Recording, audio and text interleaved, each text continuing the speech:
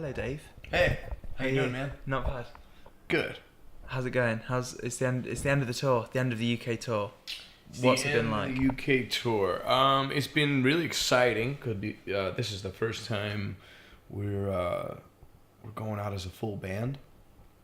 So it's there's a lot of firsts. It's the first time back in a while.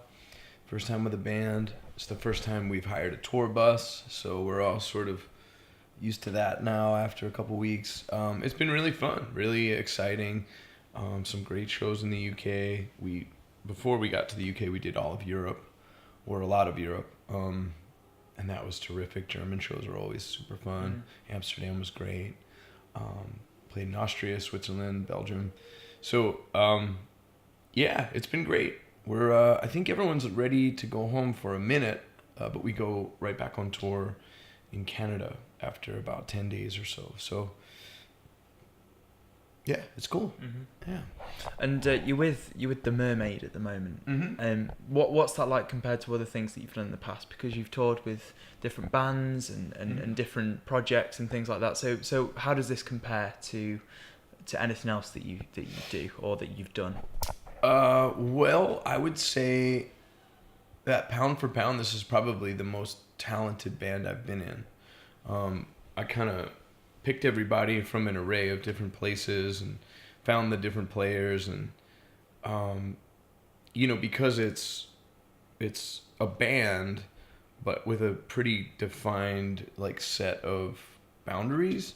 I kind of feel like the pilot of like this really powerful ship or something, you know what I mean, with so there's lots of really extremely talented people that can do a lot of great stuff, and I can kind of direct how that all works, and that's super fun. It's really fulfilling musically and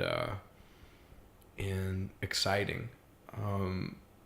Other band dynamics have had their pros and cons, and certainly have had lots of fun playing music in all kinds of different ways, but this one feels like the sort of fruition of a lot of the goals that I've been setting as a songwriter.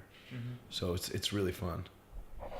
Now we've just walked through your sound check just now, and we were speaking to one of the support acts, and is there stuff that you've got lined up for tonight's show that you wouldn't have normally done? Obviously we've just lost a huge figurehead of music in general, really. So has that kind of changed the set quite a lot? And not a lot. There's two factors tonight that are influencing the set list. We're gonna open with Johnny Be Good, because we lost Chuck Berry yesterday, and my brother's first song he ever learned to play on guitar was Johnny Be Good. So and honestly, like he's the pioneer of all of this that we do.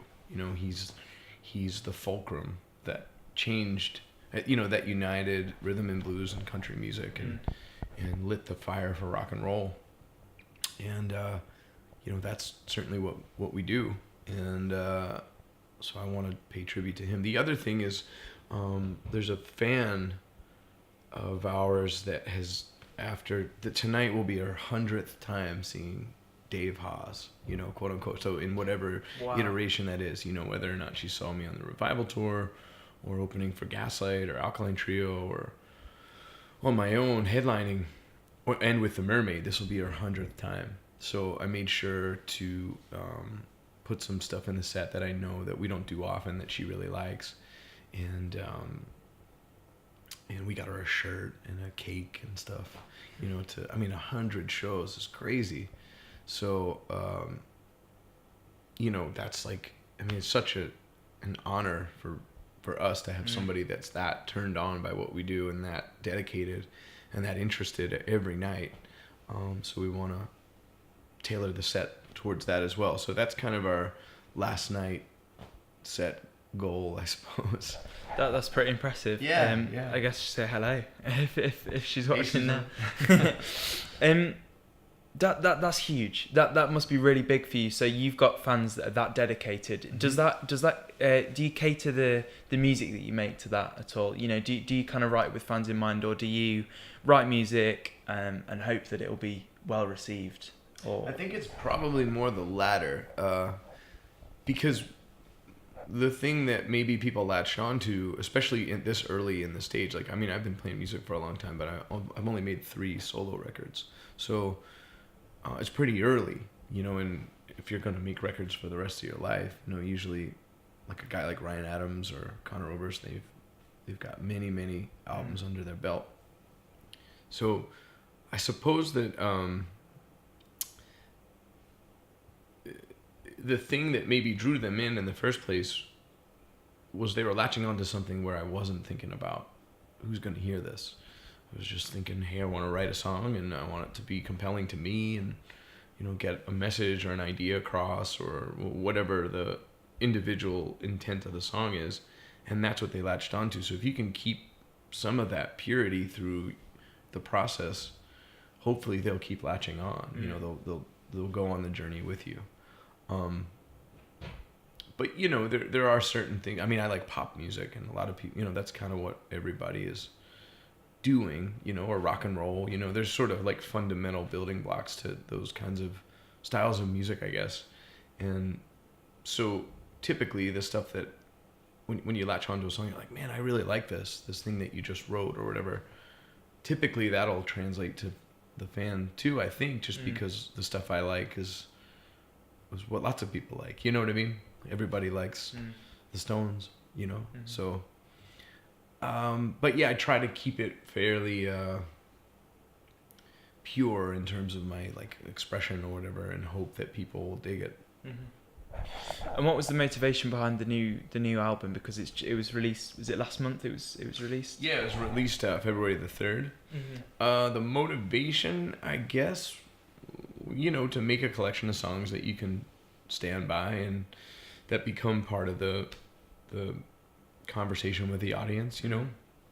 I had moved out to California when the last record came out and fallen in love, and my life kind of took a turn for the better, and I wanted to like illustrate that.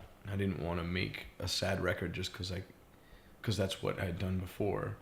And so it took some time to figure out how to do that, and I wrote a bunch of the songs with my brother Tim after we had toured together a bunch as a duo and stuff. So that was super fun and really turned the key on the whole process. And then the 2 guys who produced the record, William Whitman and Eric Bazillion, were also key in their excitement and their expertise.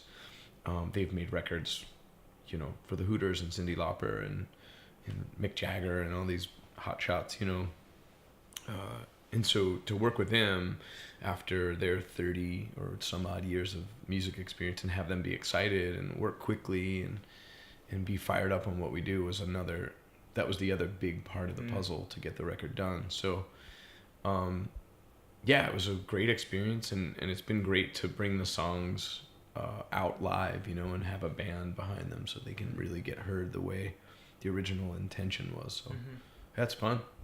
And you say it was written at a time of content and sort of, real happiness in your life. Is that kind of because the title's quite, it's sort of like Bury Me, it's like Die Happy. Is that the kind of like, so you've kind of what's the title about? Because I moved away from Philly.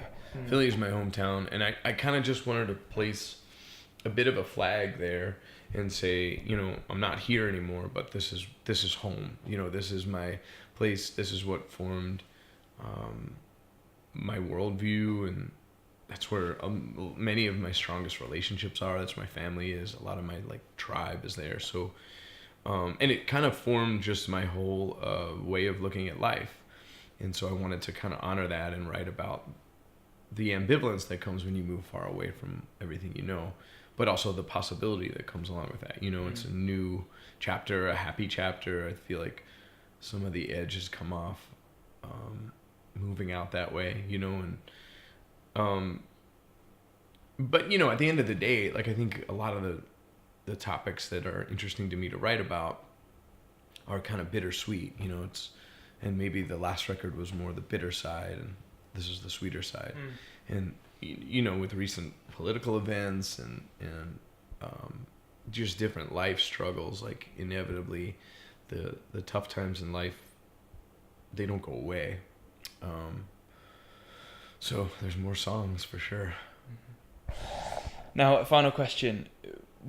One sort of pioneer of music for you. So one person that you can look at and say, he/she is the ultimate singer, songwriter, performer of music for you.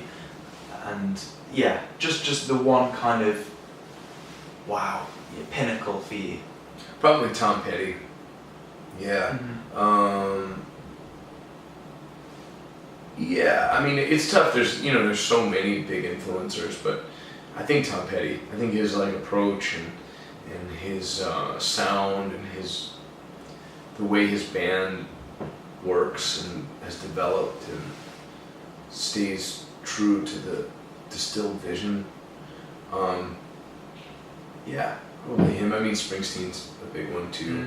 I love his music and I love the lyrical path he's gone on over the long course of his career. Dolly Parton, Patty Griffin, they're all big ones. But I'd say the big one right now that keeps being sturdy over the years and gets sturdier over the years is Tom Petty.